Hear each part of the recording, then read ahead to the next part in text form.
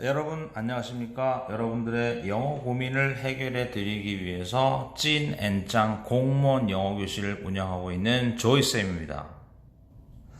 오늘도 역시 계속되는 강의죠. 6월 13일에 있었던 지방공무원 9급 영어 시험 문제, 요 기출 문제를 이제 분석해 드리는 시간을 갖고 있는데, 오늘은 19번 문제의 독해 지문을 분석해 드리도록 하겠습니다. 아무튼 우리가 이 지금 강의의 첫 번째 목표는 여러분들에게 이제 독해를 어떻게 할 것인가 라는 그런 방법들을 제시하는 중인데요. 다시 한번 독해의 기본은 읽기가 먼저다. 여기서부터 시작을 하시는 거죠. 글을 이해하는, 글의 의미를 이해하는 건 좋은데, 글의 의미를 잘 이해하기 위해서는 먼저 잘 읽어야 되겠다 하는 그런 말씀을 먼저 드리는 거고요. 두 번째, 모든 영어의 시작은 어떨까요? 단어가 먼저다. 우선 단어를 좀 알아야 되겠다. 단어를 좀 알아야 되겠다. 그런데 또 그렇다면 단어에 대해서는 뭐가 문제일까요? 그랬더니 단어는 의미보다는 품사가 먼저다.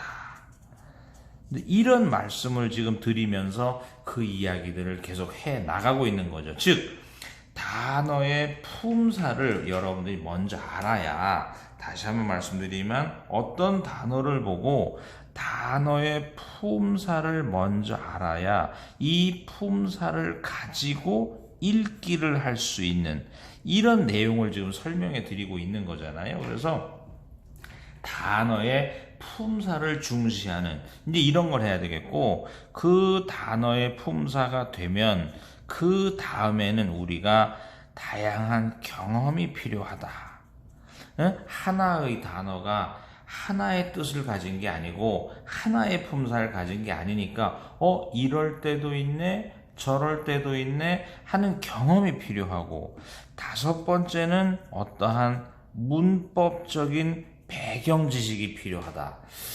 문법적인 배경 지식을 가져야만 이건 이래서 이렇다라고 하는 뚜렷한 이해를 하실 수 있는 거죠.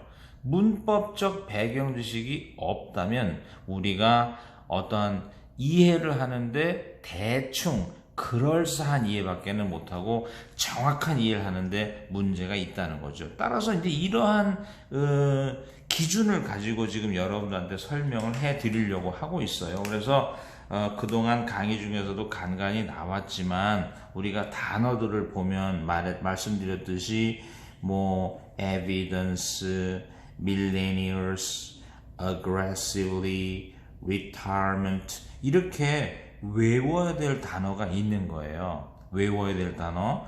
그러나 우리가 생각해 보면 우리가 이런 단어들은 우리가 어떻게 처리해야 되느냐 하는, 소위 말해서 약간은 상식을 벗어나는 듯한, 우리 생각을 조금 벗어나는 듯한 단어들에 대해서 있어야 되겠다. 마찬가지로 우리가 오늘 설명한 것은 이런 것들을 수동태라고 하는데, 수동태에 대해서는 우리가 무슨 생각을 해야 될 것이냐, 이런 기준, 강의의 기준이 있는 거거든요. 그래서 오늘은 다시 한번 단어의 품사를 느끼고 다양한 쓰임새가 있는 단어들을 설명할 거고, 약간의 문법적인 성향이 있는 것들을 여러분들에게 설명을 해 드릴까 합니다.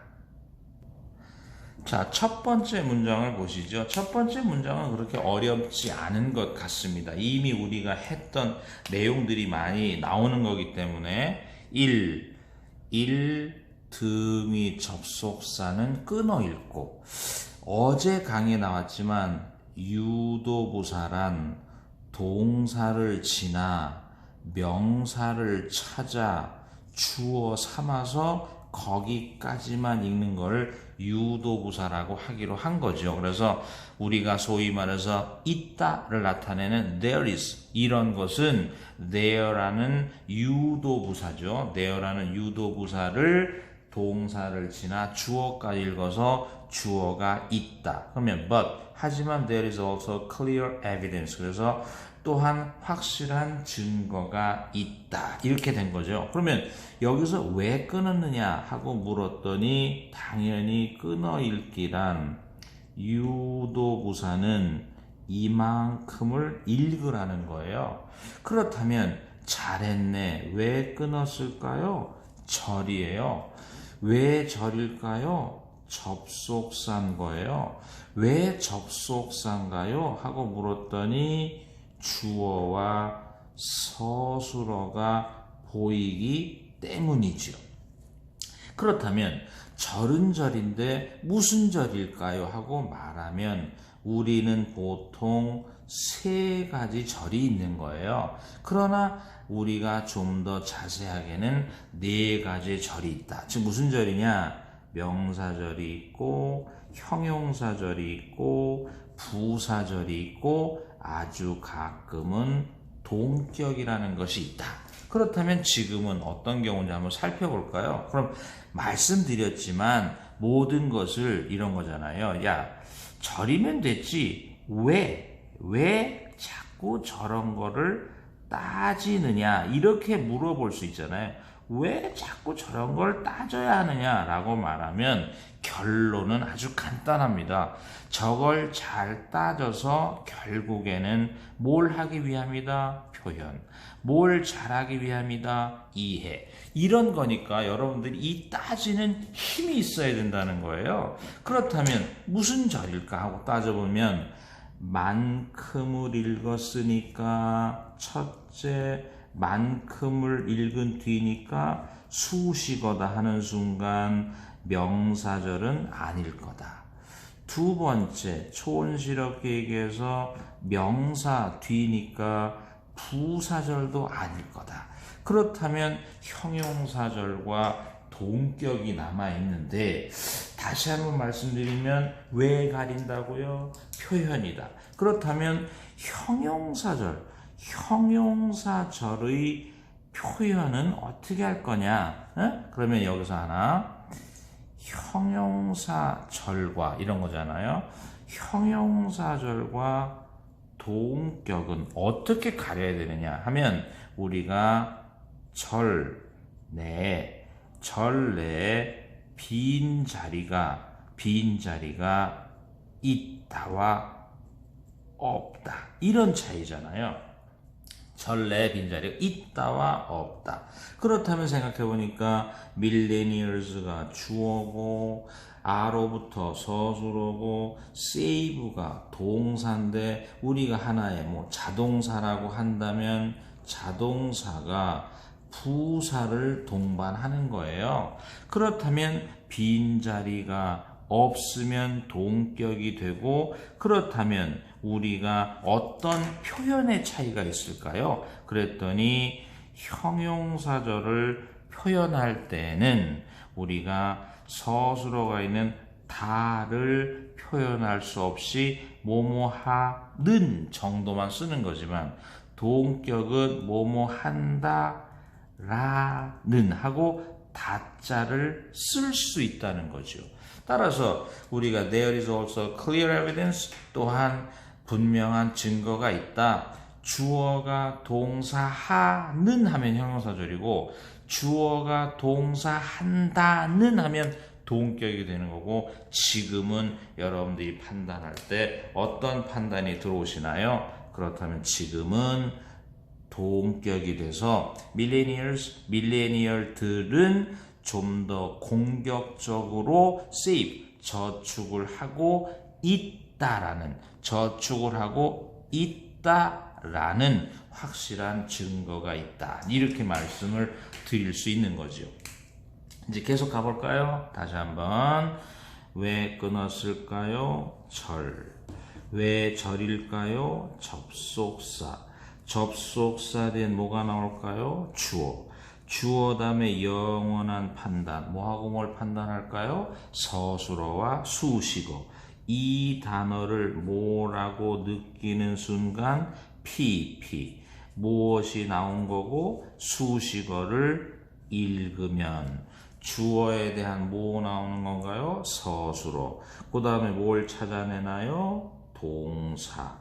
그런 다음에 자동사로서 부사를 만나고 뭐 앞에 끈을걸까요? 전치사. 이런 식이죠.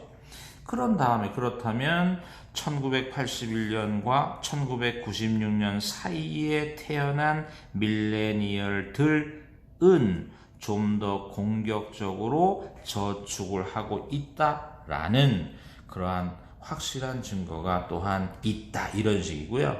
당연히 뭐 앞에 막아라? 당연히 뭐 앞에 막아라? 전치사. 전치사는 뭐까지 읽어라? 명사인 전치사의 목적어. 그런 다음에 우리가 비교의 대상을 나타내는 데는 물론 무엇일 공산이 크다? 접속사. 그런 다음에 뭐가 나온다? 주어, 동사.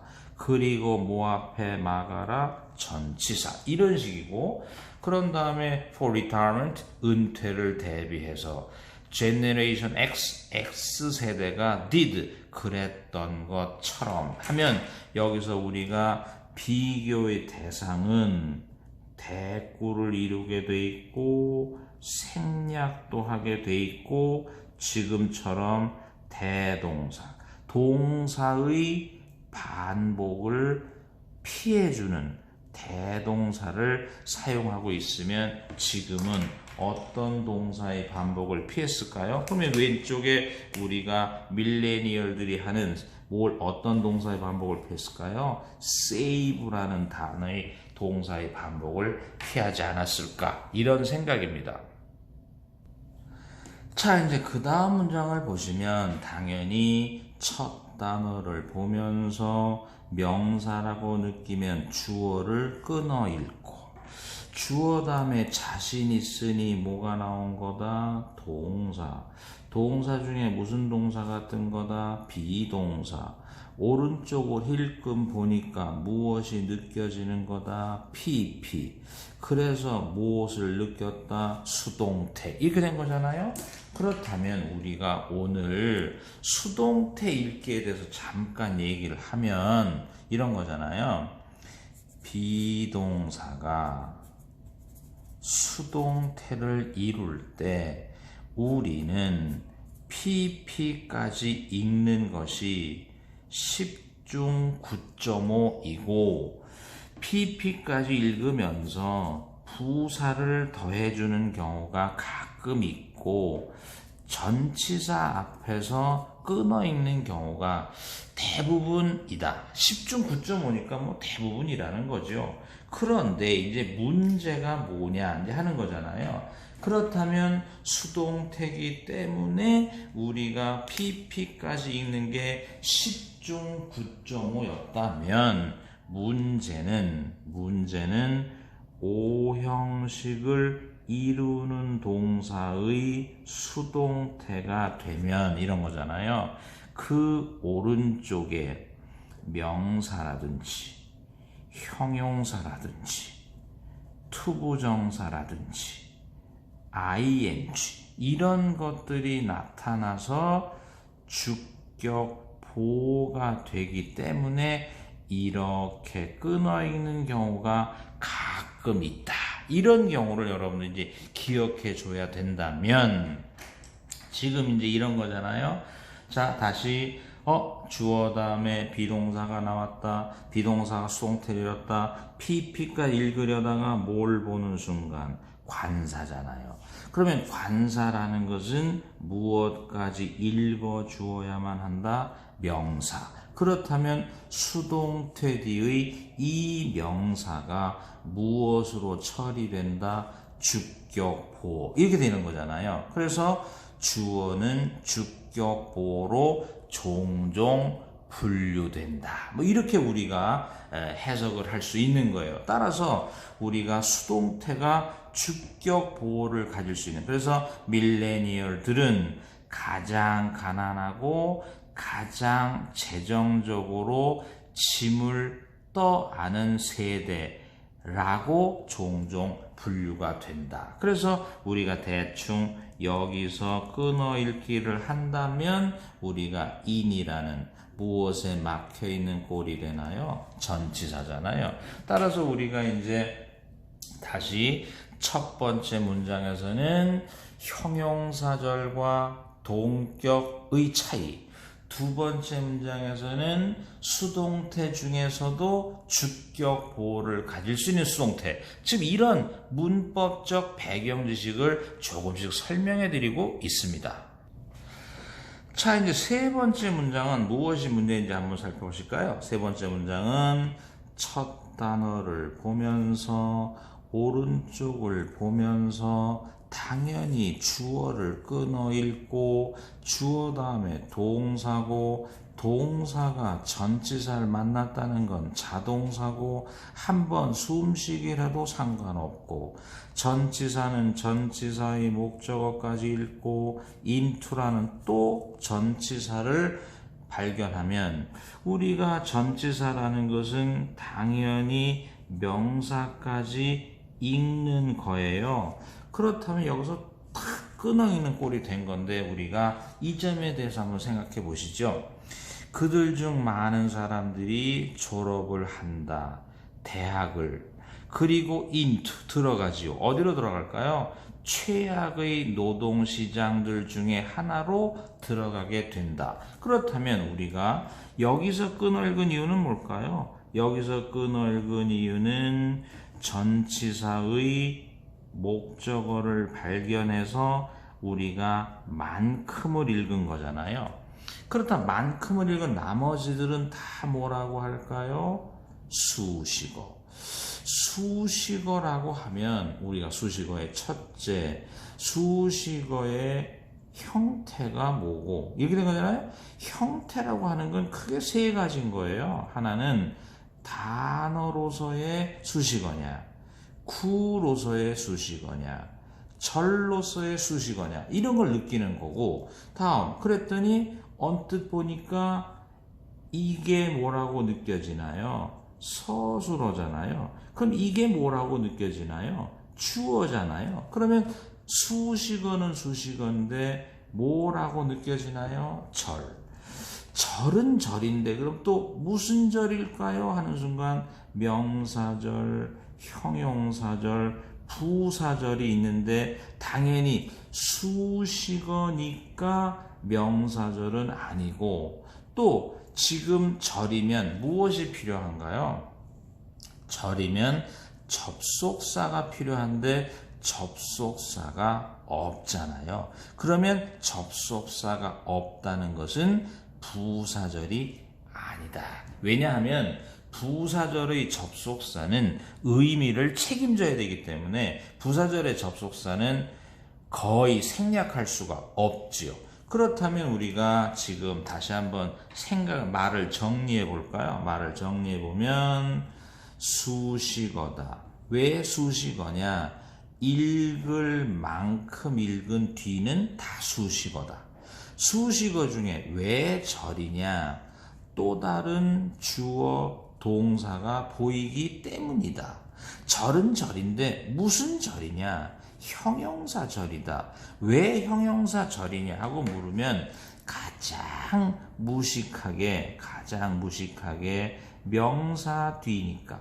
그러나 접속사가 생략되어 있다는 세련된. 그렇다면 형용사절이니까 당연히 우리가 형용사절답게 표현하는 거죠. 그러면 The United States, 미국이 has ever seen, 이제까지 보아왔던 가장 최악의 노동시장들 중에 하나 속으로 들어가게 된다. 이런 표현이고, 그러면 여기서 끊어 읽은 이유가 뭘까요? 하고 물으면 당연히 끊어 읽은 이유 중에 당연히 with라는 뭐 앞에 막혔다? 전치사. 전치사는 뭘 찾아서? 전치사 뭘 찾아서? 명사. 그래서 전치사의 목적어까지 읽으면 우리가 항상 얘기하잖아요. 만큼을 읽으면 나머지는 수식어다. 항상 이런 식이니까 스태거링 비틀거리게 할 정도의 student 학창시절 debt 부채의 load 짐을 가지고 이런 식이잖아요. 짐을 가지고 그러니까 학창 시절에 이제 뭐 학비가 부족해서 뭐 대출을 받았다든지 이런 식의 부채를 떠안은 상태로 졸업을 하고 그 떠안은 상태로 어떤 노동시장에 뛰어들게 된다는. 그래서 우리가 세 번째 문장에서는 다시 한번 항상 읽을 만큼만 읽어라. 나머지는 수식어.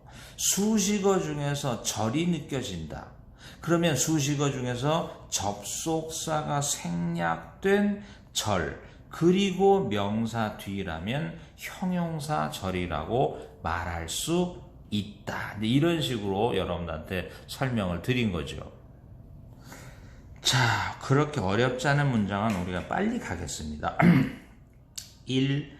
첫 단어를 보면서 이 주어가 아니라고 느끼면 3. 커마를 힌트 삼고 4. 주어를 느끼면서 부사를 끊어 있는 거죠. Not surprisingly, 놀랍지 않게 그냥 뭐 당연히. 그 다음에 주어를 끊어 읽고 서술어와 수식어를 판단하고 당연히 지금 여러분들은 무엇을 느끼나요? 완료 시제를 느끼면 이것을 동사 삼고 동사라면 자동사와 타동사를 가리고 타동사라면 명사를 찾아 목적어 삼고 끊어 읽기.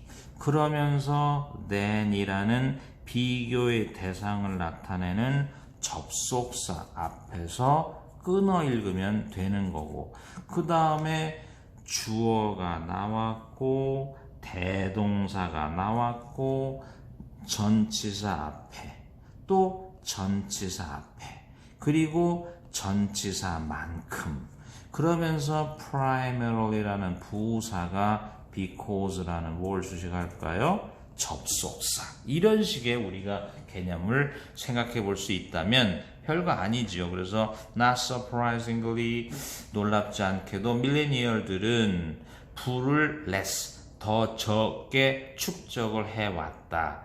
X세대가 그랬던 것보다는 비슷한 나이 또래 인생에서 주로 주어가 동사만큼 하기 때문에 뭐 이런 식으로 해석이 슬슬 되는 거죠. 그렇게 어렵지 않았던 아주 정상적인 문장이었습니다. 자, 이제 이 문장이 조금 어렵죠. 그래서 이 문장은 여러분들한테 차근차근히 잘 설명을 해야 될 것 같습니다. 일단 처음은 쉬웠습니다. 등위 접속사 끊어 읽고 newly available data까지가 주어라는 건 쉽게 알 수 있습니다. 그래서 하지만 새롭게 이용이 가능한 데이터들은 까지는 뭐 별로 어렵지 않았어요. 그런 다음에 우리가 주어 다음에 ing를 보는 순간 뭐라고 말하는 건 당연하다. 수식어다. 그런데 수식어가 어디까지냐 하고 물었을 때 여러분들이 이것이 동사라는 것을 알아차리면 참 좋을 텐데 수식어가 지금 많이 길어지고 있는 그런 상황이잖아요. 그러면 다시 한번 이런 식이에요. 주어를 읽고 뭐라고 판단이 됐을 때 수식어지요. 그렇다면 1 서술어, 즉 동사를 발견하는 건데, 이 만약에 수식어가 길면 이거죠. 길면 읽기의 원칙을 지키면서 서술어를 발견하는 이러한 우리 노력이 필요하지 않겠느냐, 이것을 여러분들한테 이제 강조를 하고 싶은 거예요. 그래서 여러분들이 다시 말씀드리지만 수식어가 짧아서 서술어를 발견하는 게 어렵지 않다면 괜찮은데 수식어가 길고 서술어를 발견하기가 어려운 거예요. 그러면 읽기의 원칙을 한번 지켜가 보자. 읽기의 원칙을. 그렇다면 다시 수식어 자리에 ing를 뭐라고 할까요? 현재 분사라고 하자. 그러면 수식어자 현재 분사라고 한다면 우리는 당연히 ing 속에 있는 동사만큼 읽는 게 원칙이잖아요. 그러면 ing 속 동사가 뭘까요? 제공하다라는 provide. 자동사일까요? 타동사일까요? 타동사. 타동사의 뭘 찾아서 명사. 그러면 그거를 뭐 삼아서 목적어. 그리고 한번 끊어 읽었다 이렇게 됐잖아. 그러면 수식어를 읽었으니까 서술어일까?